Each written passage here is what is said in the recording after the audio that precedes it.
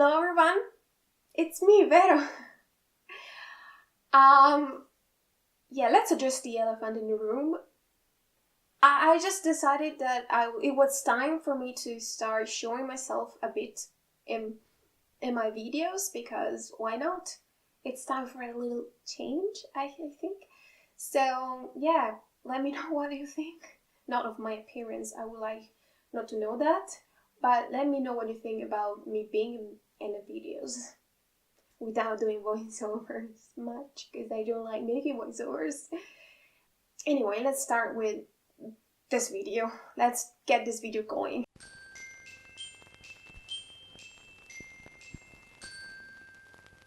This video is very special because Skillshare decided to sponsor it. Yay! Skillshare, as you might already know, is an online learning community where you can find 25,000 classes about all sorts of topics. You can find business classes, cooking classes, and I should take those. And of course art classes, such as calligraphy, journaling, design, illustration, etc.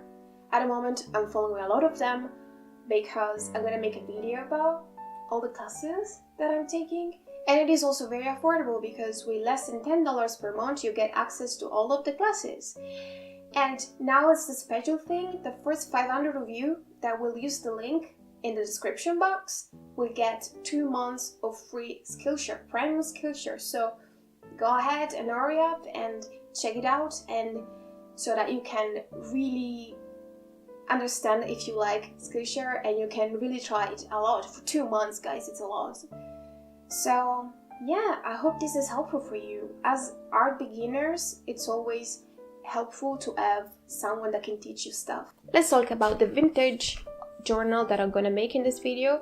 The first thing I did was making marble paper because I feel like it's the most vintage thing in a book. I love looking at old books and the marble paper that's inside of them. And so I decided to use marble paper to do the cover, but you can use any paper that you want and you can skip this step. But I just wanted to show you how I made my marble paper. It's not like the best, but it's still marble paper. I just took water and mixed it with cornstarch, and I boiled it on the stove, and then I let it cool down, and then the one you see is just an empty chocolate box, a rather big one, and I just filled that with water. You can use like an oven pan or any box that fits your paper. Then I mix acrylic with water. I water them down. They need to be of a consistency that's not too heavy, so that they stay on the surface on the water. So I took a brush and then I splashed every colors that I wanted on top, and I let the water do its own thing. And yeah, then you put the paper of your choice on top. You let it stay there for a few seconds. Then you take the edge, and this is a very important step. The paper have to touch the edge of the container of your choice, because the excess color will create smudges and you don't want that. And then I did a lot of time and I had lots of fun, and I ended up having a lot of paper. Of course, you have to let them dry before using them. The next thing I did was taking some cardboard. This is gonna be the cover of the journal. I just used the back of a paper pad, but you can just buy cardboard at the craft store, I think, and just use it. Cut it to size, the size that you want. The cardboard must be a little bit bigger of the size that you want the inserts to be, so that it is not too tight, and so there is a bit of room to protect the inserts. I use the back of a paper pad, and that is a little bit bigger than A4, so that is perfect. I cut it in half, and then I covered it with the marble paper, and I let it dry under something heavy like notebooks.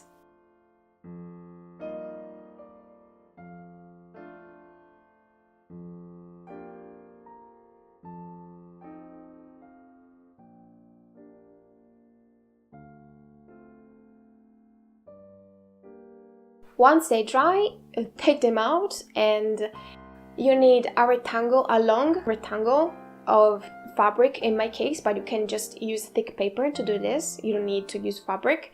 I use fabric because it has more of a vintage feel and then paper, and I like it more like this. But you can just use paper, guys. I took that stripe of fabric and I folded the sides to hide the rough edges, and then I ironed it so that it would stay in place. Then I glued the spine of the book, because you also need another piece of cardboard. I almost forgot that. You need a long piece of cardboard that needs to be the spine. The thickness is up to you. The thicker the spine would be, the thicker the book is gonna be. So you can add more inserts if you like. I glue that on the fabric first, and then I glue the sides of the journal after.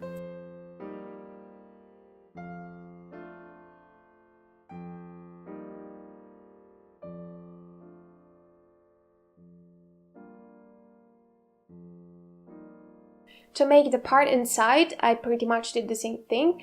I took a piece of fabric, but again, guys, you can just use paper.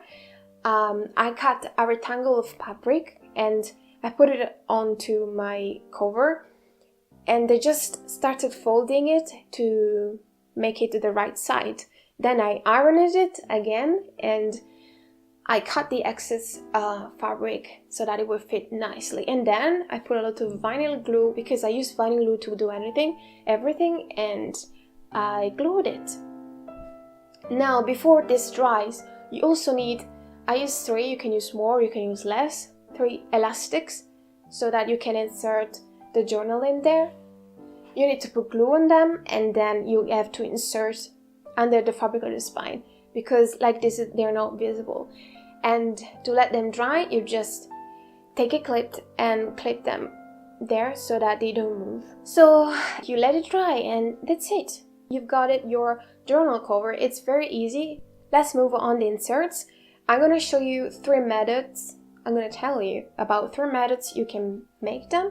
You can stitch it with a thread, or you can use a stapler, and use those. Let's start with a sketchbook insert. I use Arteza watercolor paper.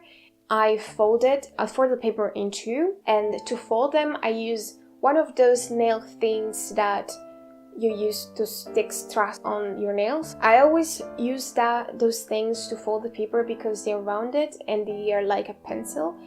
And so you take your ruler, and if you press on the paper, you create a trace on the paper, and it's much easier to fold the paper like this. After I folded all of the paper, I put them together and I put clip all around the edges so that it will stay still. Then, where there is the fold, I divide the entire length of the paper in a lot of parts, and these parts needs to be an odd number.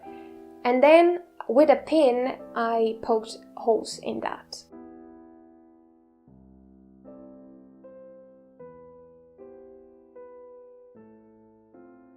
Then I took a thread. It must be at least 4 times bigger than the spine. I'm using wax to waxing the thread, so it will be less likely to create knots and it will be more smooth. And I put the thread in the middle and I start sewing. You start to sew from the inside to the outside with the middle hole. Then you just sew normally, and then once you arrive to the last hole, you just come back to the inside, and then you do the same thing to the other side until you come back in the middle, and then you take a knot, and then you're done. And I make a very cool Art Nouveau design. I looked on Google Art Nouveau book covers and I found a lot of them. I was inspired by one, this one, and I just decided to make a design out of it. If you look for book covers, Art Nouveau book covers, you notice that the design that are mostly gold and they're very symmetrical. So I just took a piece of paper and I folded it in half, and then I drew the design only on half of the paper, and then once I drew the whole design, I flip it, I fold it, and then I traced the design to the other side of the paper. And you can use a Windows to do this. You don't need a light table, but I have one, so I use that.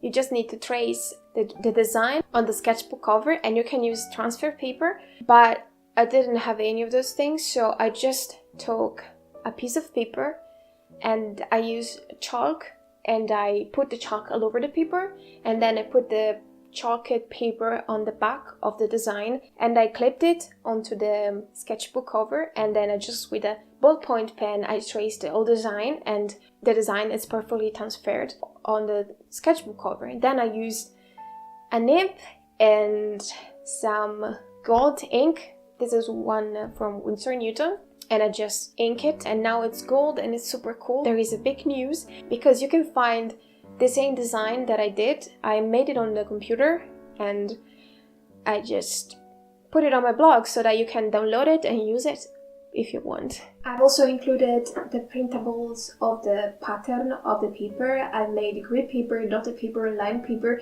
but I have to say something. I like them to be very small, so they are small. But yeah, they're available on my blog, and if you want to use them, you can. You just go there and download them. So to do this notebook was very easy. I just printed the pages the way I wanted them, and then I folded in half the cover. This is also a piece of marble paper that I made, and I just used a stapler. But if you don't have one, you can just poke holes and put the stapler thing directly in the holes without a stapler. I just put 3 of them, and that's it. Done. And then I folded it, and yeah, that's it. Really easy. So that's it. This is how I made my super cool vintage journal with vintage inserts. And you can make them yourself. It's very easy, and I hope you enjoyed this tutorial.